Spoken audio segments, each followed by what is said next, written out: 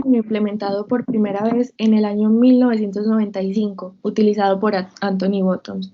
El autor atribuye el populismo punitivo a las elevadas tasas de criminalidad y a las inseguridades, ansiedades e incertidumbres relacionadas con lo que se denomina modernidad tardía. Ahora sí, ¿qué es el populismo punitivo? Es una estrategia manipuladora que usa constantemente el Estado y los medios de comunicación para manejar las inseguridades de la comunidad, neutralizando ciertos debates sociales sobre actos controversiales e indignantes. Pero esta neutralización solo se logra con la restricción de las libertades fundamentales, atribuyendo un incremento de las penalidades y encarcelamientos más largos a las conductas punibles similares al acto controversial. Pero, ¿qué se pretende con esto? Se pretende dibujarle a la población un pseudo paisaje de seguridad y de mano dura. Para ser mucho más cristalinos con lo previamente dicho, decidimos trazar unos pasos para dilucidar cuándo aparece o cuándo no aparece el populismo punitivo dentro de nuestro sistema jurídico penal. En primer lugar, tenemos el acto originario, que es aquella situación sumamente terrible, sumamente trágica. En segundo lugar, tenemos la conmoción social. En tercer lugar, tenemos la difusión mediática. En cuarto lugar, tenemos la manifestación política. Y en quinto lugar, tenemos la materialización de la ley. Para ser mucho más ilustrativos, decidimos traer a colación dos ejemplos, dos casos de populismo punitivo. En primer lugar, tenemos la ley del feminicidio. El acto originario es que una mujer llamada Rosa Elvira Celi fue apuñalada, violada, asfixiada y empalada en la madrugada del jueves 24 de mayo de 2012 en el Parque Nacional de Bogotá. Esto trajo como consecuencia que varias mujeres se sintieran sumergidas en un estado de miedo, de inseguridad, de conmoción. Los medios de comunicación, al darse cuenta de esta situación, deciden difundirla por todo el territorio nacional con el objetivo de hacer propia a cada habitante del territorio nacional ese estado de conmoción, de inseguridad y de miedo. Los congresistas, al ver esta situación que se convierte en una problemática social en general, deciden actuar como una especie de paladines del pueblo. De hecho, recojo una frase de la entonces senadora, la entonces representante de la Cámara, Angélica María Robledo, que dice, abro comillas, el proyecto de feminicidio es una pequeña cuota de la deuda con las mujeres en Colombia. Y el quinto paso, como se dijo anteriormente, es la materialización de la ley, que en este caso es la ley 1671 del año 2015, o como todo el mundo la conoce, ley Rosa Elvira Celi. Como segundo ejemplo, les traemos la cadena perpetua para violadores y asesinos de niños y adolescentes, un tema que se ha hecho muy popular en los últimos días. ¿Cuál sería el acto originario? El caso que más ha sonado en la actualidad es la violación y el asesinato de la niña Juliana Zamponí, de 7 años de edad, en manos de Rafael Uribe Noguera, en un edificio en Chapinero Alto, Bogotá. Este caso se hizo conocido porque la niña fue secuestrada, violada y brutalmente asesinada por este hombre. Este acto causó mucha conmoción, sentimiento de ira y dolor en la sociedad, tanto que las personas iban a dejar flores al edificio en donde ocurrieron los hechos y realizaban manifestaciones pacíficas en memoria de Juliana. ¿Cómo fue la difusión mediática? Los medios de comunicación difundieron este acontecimiento desde el momento en que la policía halló el cuerpo de la menor, causando cierta conexión entre los colombianos y el caso, siguiendo todo el proceso desde el hallazgo del cuerpo de la niña hasta la condena a Rafael Uribe Noguera, el cual fue un proceso bastante largo, puesto que el guarda de seguridad del edificio en el que murió Juliana, siendo uno de los pocos testigos, se suicidó en extrañas circunstancias a los pocos días de la muerte de la menor.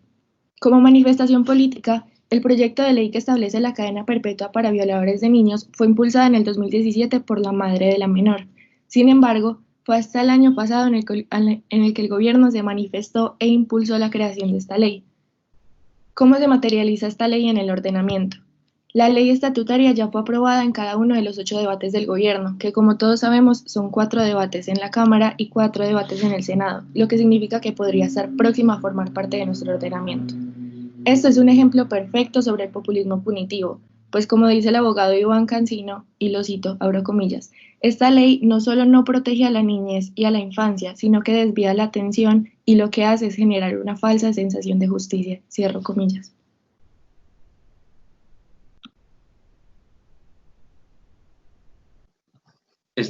Aunque los ejemplos dados sean muy ilustrativos, seguramente algunos se preguntarán, bueno, ¿y por qué tanta crítica a este fenómeno denominado populismo punitivo? Sencillo, porque el populismo punitivo trae muchas consecuencias perversas al plexo jurídico penal, ergo al ordenamiento jurídico. Es por eso que para apaciguar sus dudas, nosotros plasmamos algunas consecuencias transversales a todos los casos de populismo punitivo. No obstante, advertimos que pueden haber muchos más. En primer lugar, tenemos el aparecimiento de lo que Lowenstein denomina derecho penal nominal. Toda vez que no se sabe hasta qué punto la intervención del legislador, al aumentar la crueldad de las penas, llega a evitar la comisión de conductas punibles, que presuntamente se están proscribiendo con severidad al maximizar su correlativa consecuencia jurídica. De hecho, el legislador y los medios de comunicación, al tratar de promover ese discurso tan dañino, incurren tanto lo que Zaffaroni llama causalidad mágica, como en lo que la lógica se denomina falacia post hoc, pues la evidencia muestra que no la crueldad de la pena la que hizo al criminal, sino la certeza de que habrá castigo. En otras palabras, la maximización de la pena no es una conditio sine qua non se garantice el no aparecimiento de conductas punibles dentro de este mundo fenomenológico, por lo cual el derecho penal padecería de lo que García Villegas denomina eficacia simbólica. En segundo lugar, tenemos un despilfarro económico. Según la rendición de cuentas del IMPEC y el USPEC, en el año 2018, la inyección económica a estas fue poco más de 1 billón de pesos para cada una.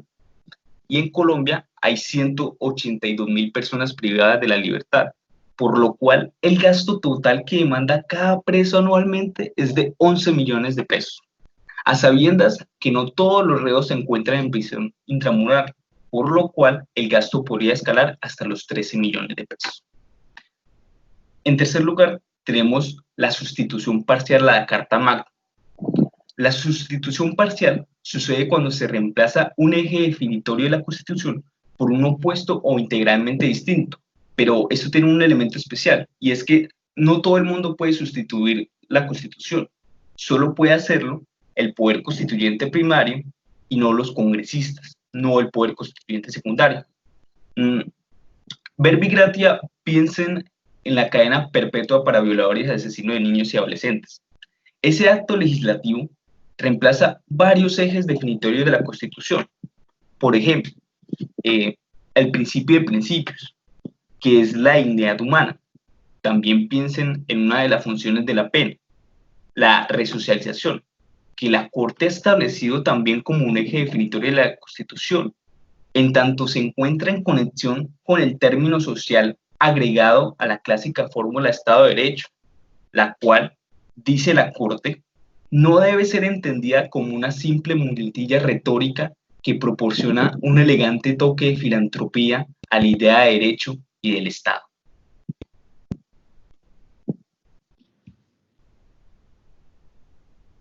Como cuarta consecuencia, les traemos el permanente afán político por satisfacer las demandas populares triviales. Esto desemboca en una carrera constante por demostrar dureza ante el crimen, prevaleciendo el interés particular sobre el interés general.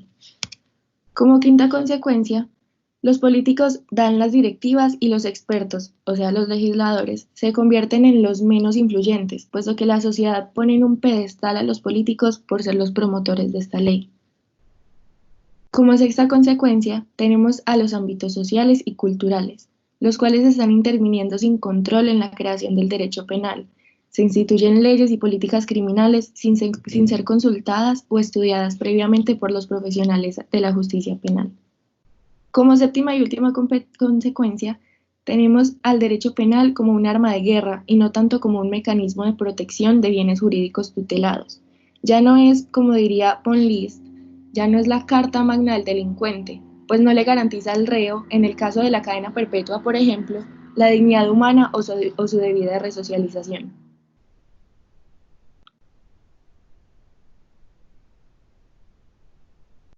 En suma, lo que pretendemos con esta ponencia es que nos paremos a pensar y a repensar el derecho penal, que reparemos en los efectos que en este tendrá el manoseo constante por parte de aquel discursillo inocuo denominado populismo punitivo. Muchas gracias.